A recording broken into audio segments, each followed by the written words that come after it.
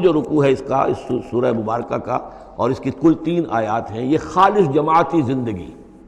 وہ جو جہاد اور قتال کے لیے یا کسی اور اجتماعی کام کے لیے حضور جب نکلتے تھے اور اہل ایمان آپ کے ساتھ ہیں، اس وقت کیا صورتحال ہونی چاہیے۔ انما المؤمنون الذین آمنوا باللہ ورسولہ، مومن تو صرف وہی ہیں جو ایمان لائے اللہ پر، اس کے رسول پر، وَإِذَا كَانَ مَعَهُ عَلَىٰ أَمْرٍ جَامِعٍ، اور جب وہ ہوتے ہیں ان کے ساتھ یعنی رسول کے ساتھ کسی اجتماعی کام کے ضمن میں، لم یذهبوا حتیٰ یستاذنوہ، تو وہاں سے جاتے نہیں ہیں جب تک کہ اجازت نہ لے لیں۔ اب آپ نکلے ہیں کسی کام کے لیے، ایک نفری ہے آپ کے ساتھ، لیکن یہ کہ کوئی کہیں کھسک جائے کوئی کہیں کھسک جائے تو یہ تو صحیح نہیں ہے۔ وہ تو یہ ہے کہ اب اس اجتماعی نظم کا تقاضا یہ ہے کہ اب جہاں بھی وہاں سے کوئی عذر پیش آ گیا ہے، کوئی ایسی مجبوری ہے، کوئی جانا ہے، تو اجازت لے کر جائیں۔ علی امر جامع لم یذهبوا حتی یستاذنوہ، جب تک کہ اذن نہ لے لیں۔ ان الذین یستاذنونک اولئک الذین یؤمنون باللہ ورسولہ، یقیناً جو اے نبی جو لوگ آپ سے اجازت لیتے ہیں وہی ہیں کہ جو ایمان رکھتے ہیں اللہ پر، اس کے رسول پر۔ فاذا استاذنوک، پھر جب وہ آپ سے کوئی اجازت مانگے، رخصت مانگے، لبعض شانہم، اپنی کسی عذر کی وجہ سے، فاذن لمن شئت منہم، تو اجازت دے دیجئے جسے آپ چاہیں۔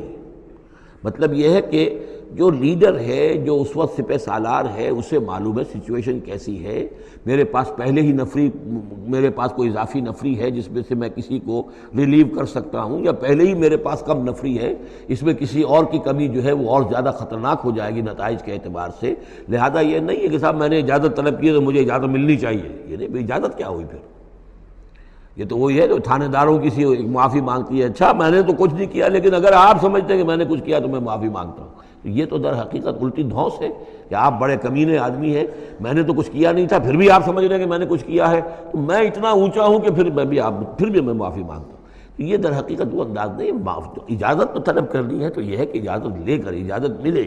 اور یہ اختیار جو ہے پھر اے نبی آپ کو ہے کہ آپ چاہیں تو اجازت دیں۔ فاذن لمن شئت منہم واستغفر لہم اللہ، اور اس پر بھی ان کے لیے استغفار کیجئے اللہ سے، کیونکہ انہوں نے ظاہر بات ہے اپنے کسی ذاتی کام کو زیادہ اہمیت دی ہے اس اجتماعی کام سے۔ یہ اجتماعی کام نبی کا ذاتی نہیں ہے، یہ دین کا کام ہے، اللہ کے دین کا کام ہے۔ دین کو غالب کرنا فرض منصبی اللہ کی طرف سے ہے ان پر،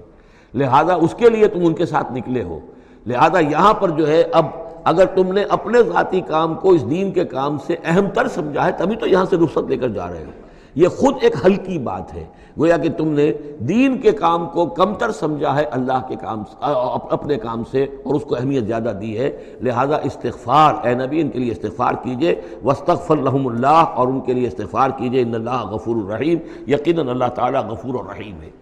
ایک بات البتہ نوٹ کر لیجئے کہ یہ مضمون جب سورہ توبہ میں آیا ہے تو اس سے اگلا قدم ہے، یہ چونکہ ہے سن 6، وہ ہے سن 9، 3 سال میں فرق کیا واقع ہوا؟ ابھی تو فرمایا گیا ہے کہ جو اجازت لے کر جاتا ہے نبی وہ وہی ہے کہ جو واقعی ایمان رکھتا ہے، لیکن وہاں فرمایا گیا جو ایمان رکھتے ہیں وہ اجازت لیتے ہی نہیں۔ وہ جو موقع تھا وہ تھا نفیر عام کا موقع، وہ موقع تھا نہایت ہی سمجھیے ایمرجنسی کا موقع، اس موقع پر اجازت طلب کرنا ہی در حقیقت اس بات کی علامت تھی کہ یہ منافق ہے، لہذا وہاں روکا گیا۔ آپ نے کیوں اجازت دے دی؟ عفی اللہ عنک لما اذنت لہم، کیوں آپ نے اجازت دے دی؟ آپ کی اجازت آپ نہ دیتے تب بھی انہوں نے جانا نہیں تھا، تو ان کا جو نفاق کا پردہ چاک تو ہو جاتا نا، ان کی حقیقت تو کھل جاتی۔ تو یہ وقت کے حوالے سے ہے، اور اس کو درجہ بندی بھی کہہ سکتے ہیں۔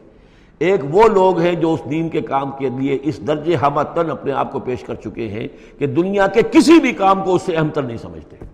وہ کیسے اجازت طلب کریں گے؟ اس سے نچلا درجہ ہے کہ وہ لوگ ہیں جو دین کے اس کام میں لگے ہوئے ہیں، لیکن کم سے کم نظم کی اتنی پابندی تو کرتے ہیں کہ اگر کہیں انہیں ضرورت پیش آ گئی جانا ہے تو اجازت لے کر جائیں۔ اس سے نیچے وہ لوگ ہیں جو اجازت کے بغیر ہی کھسک گئے تو معلوم ہے ان کا تو سرے سے اس کام سے سرے سے کوئی تعلق ہے ہی نہیں۔ تو درجہ بندی ہے، سیڑھیاں ہیں، اوپر کی سیڑھی کے اعتبار سے درمیانی سیڑھی نیچے ہے، لیکن نیچے والی سیڑھی کے اعتبار سے درمیانی اونچی ہے۔ تو یہ ریلیٹیو معاملہ جو ہے رہے گا کہ ایک وہ لوگ ہیں جو سرے سے اس کا بھی خیال نہیں کرتے کہ اجازت لیں، اجتماع ہے، کوئی اس کی معذرت بھی نہیں کی ہے، نہ بعد میں کی ہے، نہ پہلے کہا ہے کہ میں نہیں آ سکتا، معلوم ہوا کہ انہیں کچھ طرح سے احساس ہی نہیں ہے کہ ہم کسی نظم کے پابند ہیں اور ہماری کوئی ذمہ داری ہے۔ اس سے بہتر کم سے کم وہ لوگ ہیں کہ جو اپنا عذر پیش کر دیتے ہیں، اجازت لے لیتے ہیں۔ لیکن اس سے بھی بہتر اونچا درجہ ہے کہ دنیا کے کسی بھی کام کو دین کے اس کام سے اہم تر مت سمجھو، اللہ تعالیٰ تمہارے کام سنوارے گا،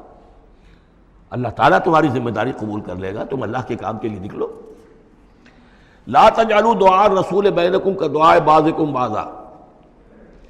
تم یہ رسول کا بلانا اپنے مابین ایسے نہ سمجھ لو جیسے تمہارا آپس میں ایک دوسرے کو بلانا ہوتا ہے۔ بلانا یہ بھی ہے، آپ نے کسی کو دعوت دی، میرے گھر آئیے کھانا کھائیے، رسول نے دعوت دی، کیا یہ برابر ہو جائے گا معاملہ؟ لیکن ایک بلانا یہ ہے کہ رسول پکار رہا ہے تمہیں کہ آؤ اللہ کی راہ میں چلو میرے ساتھ، ایک یہ کہ کوئی عام آدمی آپ کو کہہ رہا بھائی میرا ایک کام ہے، ذرا میرے اس کام کے لیے تھوڑی دیر کے لیے آ جائیے، کچھ مجھے چاہیے، مدد چاہیے، تو زمین و آسمان کا فرق ہو گیا۔ اور تیسرے معنی اس کی یہ بھی ہے کہ دعا سے مراد یہ کہ مخاطب ہونے کا انداز، تم جس طرح ایک دوسرے سے بات کر لیا کرتے ہو ایسے رسول کے ساتھ بات نہ کر لیا کرو، ان کے مقام کو، ان کے ادب کو۔ یہ سورہ حجرات میں جا کر تفصیل سے ہی بات آئے گی، لا ترفعوا اصواتکم فوق صوت النبی ولا تجہروا له بالقول کجہر بعضکم لبعض ان تحبط اعمالکم۔ تو یہ تینوں مفہوم اس کے ہیں۔ قد یعلم اللہ الذین یتسللون منکم لواذا، اللہ کو خوب معلوم ہے تم میں سے وہ لوگ جو اوٹ لے کر کھسک جاتے ہیں، یعنی کہیں نکلے تو ہیں، درج ہو گیا کہ یہ بھی جانے والوں میں ہے، کہیں دیکھا کہ کوئی دیکھ نہیں رہا کھسک گئے، یا اجتماع ہے بیٹھے ہوئے ہیں وہیں پر اب بات آئی ہے کہ اب ایک مہم درپیش ہے، اب انہیں سمجھ میں آ گیا کہ اب نام مانگے جائیں گے، کون لوگ اس کے لیے اپنے آپ کو والنٹیئر کرتے ہیں، تو اس سے پہلے کہ وہ مرحلہ آئے وہ وہاں سے کھسک جائیں۔ یتسللون منکم، جو سٹک جاتے ہیں، کھسک جاتے ہیں آنکھ بچا کر لواذا، فلیحذر الذین یخالفون عن امرہ، تو انہیں ڈرنا چاہیے کہ جو رسول کے معاملے میں، رسول کے بات کی مخالفت کرتے ہیں، ان تصیبہم فتنۃ، کہ ان پر کوئی عذاب اللہ کی طرف سے آ جائے، کوئی پکڑ آ جائے، کوئی بہت بڑی آزمائش آ جائے، اور یصیبہم عذاب علیم، یا ان کے اوپر کوئی بہت بڑا دردناک عذاب آ جائے۔ الا ان للہ ما فی السماوات والارض، آگاہ ہو جاؤ، یقیناً اللہ ہی کے لیے ہے جو بھی کچھ ہے تمام آسمانوں میں اور جو بھی کچھ ہے زمین میں۔ قد یعلم ما انتم علیہ، اللہ خوب جانتا ہے کہ تم کس مقام پر کھڑے ہو، تمہاری حیثیت کیا ہے، حقیقت کیا ہے، ایمان کتنا ہے، کتنے پانی میں ہو، تمہارے اعمال کیسے ہیں، ما انتم علیہ، جس حال میں تم ہو اللہ خوب جانتا ہے۔ وَيَوْمَ يُرْجَعُونَ إِلَيْهِ، اور جس دن کہ وہ لوٹائے جائیں گے اللہ کی طرف، فَيُنَبِّئُهُم بِمَا عَمِلُوا، تو اللہ تعالیٰ ان کو جتلا دے گا جو کچھ کے عمل انہوں نے کیے ہوں گے۔ واللہ بکل شیء علیم، اور اللہ ہر چیز کا علم رکھنے والا ہے۔